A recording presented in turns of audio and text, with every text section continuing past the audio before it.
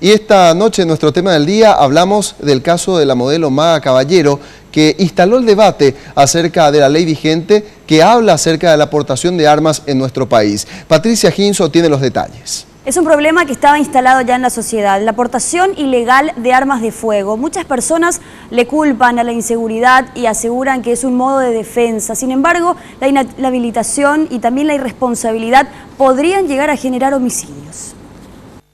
Tomando el caso Caballero, la mujer es un ejemplo de muchos que sin saber ni siquiera cuentan con el carnet de tenencia de armas. Magalí sí posee documentos de tenencia que según la ley solo le sirve para tenerlo en la vivienda, vehículo o cualquier sitio privado, pero no para portarlo en la vía pública. Esto es lo que la modelo violó y por el cual fue imputada. Artículo 95 de la ley 4036/10 de armas de fuego. Producción de riesgos comunes. El que portare arma de fuego o transportare piezas y componentes en municiones, explosivos, accesorios o afines en lugar público, consumiendo bebidas alcohólicas, sustancias psicotrópicas o bajo los efectos de los mismos. El que esgrimiere o disparare arma de fuego fuera de la finalidad autorizada por la ley.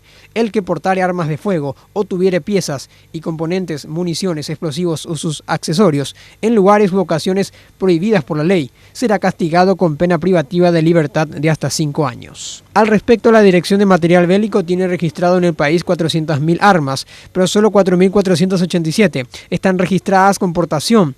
Personas físicas con el documento son 1.961 y jurídicas 2.504. La cifra es bajísima y la falta de responsabilidad de muchos aflora. La policía hace controles de personas sospechosas, pero sin mucha continuidad. Los cambistas, ellos pueden solicitar sus portaciones de armas.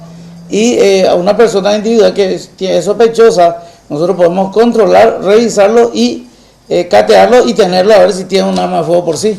Además, en muchos casos, las personas tampoco tienen documentación sobre el origen del arma. La aportación, siendo una persona civil, se obtiene reuniendo varios requisitos. Los datos del arma de fuego que quiere solicitar el carnet y bajo juramento del por qué está solicitando este arma de fuego.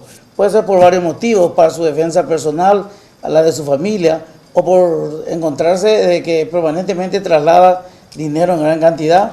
La DIMABEL es la que otorga la tenencia. Demostrando que, supongamos, por el trabajo que desempeña o los lugares donde se moviliza, su vida corre riesgo. Y en el caso de ser, digamos, probado eso, por orden judicial también puede ser otorgada una aportación de armas. A todo esto hay que considerar el factor psicológico del o la propietaria del arma, pues en circunstancias de nerviosismo y pérdida de cabales pueden registrarse disparos sin el objetivo de matar, pero sí de rebote, pueda afectar a un tercero dentro de la discusión, como le pasó al taxista.